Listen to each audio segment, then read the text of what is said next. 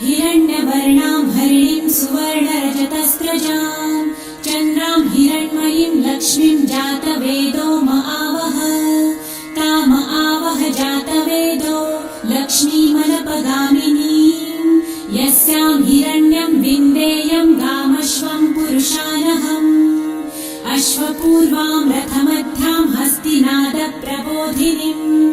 श्रियं देवीमुपह्वये श्रीर्मा देवी जुषताम् कासोऽस्मितां हिरण्यप्राकाराम् आर्द्रां ज्वलन्तीं तृप्तां तर्पयन्तीं पद्मे स्थितां पद्मवर्णां तामिहोपह्वये श्रियम् चन्द्रां प्रभासां यशसा ज्वलन्तीं श्रियं लोके देवजुष्टामुदारां तां पद्मिनीं शरणमहं प्रपद्ये लक्ष्मीर्मे नश्यतां त्वां वृणे आदित्यवर्णे तपसोऽधिजातो वनस्पतिस्तव वृक्षोऽथ बिल्वः तस्य फलानि तपसानुदन्तु मायान्तरायाश्च बाह्या अलक्ष्मीः उपैतु मां देवसखः कीर्तिश्च मणिना सह प्रादुर्भूतो सुराष्ट्रेऽस्मिन् कीर्तिमृद्धिं ददातु मे शुत्वपासामलां ज्येष्ठाम् अलक्ष्मीं नाशयाम्यहम् अभूतिं समृद्धिं च सर्वानिर्णुद मे गृहात् गन्धद्वारां दुराधर्षां नित्यपुष्टां करिषिणीम् ईश्वरीं सर्वभूतानां तामिहोपह्वये श्रियम् मनसः काममाकुतिं वाचः सत्यमशीमहि पशूनां रूपमन्नस्य मयि श्रेयतां यशः कर्दमे प्रजाभूता मयि सम्भव कर्दम श्रियं वासय मे कुले मातरं पद्ममालिनीम् आपसृजन्तु सिद्धानि चित्रितवस मे गृहे निज देवीं मातरं श्रियं वासय मे कुले आर्द्रां पुष्करिणीं पुष्टिपिङ्गलां पद्ममालिनीं चन्द्रां हिरण्मयीं लक्ष्मीं जातवेदो महावह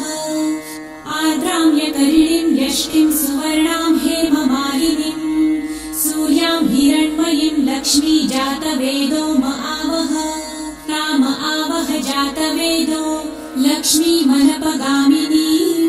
यस्यां हिरण्यं प्रभुतं गावो दासोऽश्वान् विन्देयं पुरुषानहम् यः शुचिः प्रयतो भूत्वा जिहुयादाजमन्वहम् सूक्तं पञ्चदशर्च च श्रीकामः सततं जपेत् पद्मानने पद्म उरु पद्माक्षी पद्मसम्भवे तन्मे भजसि पद्मक्षी येन सौख्यं लभाम्यहम् अश्वदायै गोदायै धनदायै महाधने धनं मे लभतां देवी सर्वकामांश्च देहि मे पद्मानने पद्मविपत्रे पद्मप्रिये पद्मदलायताक्षी विश्वप्रिये विष्णुमनोनुकूले त्वत्पादपद्मं मयि सन्निधस्त्वम् पुत्रपौत्रं धनं धान्यं हस्ताश्वादिगवेरथम् प्रजानां भवसि माता आयुष्मन्तं करोतु मे धनमग्निर्धनं वायुर्धनं सूर्यो धनं वसु धनमिन्द्रो बृहस्पतिर्वरुणं धनमस्तु मे वैनतेय सोमं पिबतु वृतः सोमं धनस्य सोमिनो मह्यं ददातु सोमिनः न क्रोधो न च मात्सर्य न लोभो नाशुभामतिः भवन्ति कृतपुण्यानां भक्तानां श्रीसूक्तं जपेत् सरसिजनिलये सरोजहस्ते धवलतरां सुखगन्धमाल्यशोभे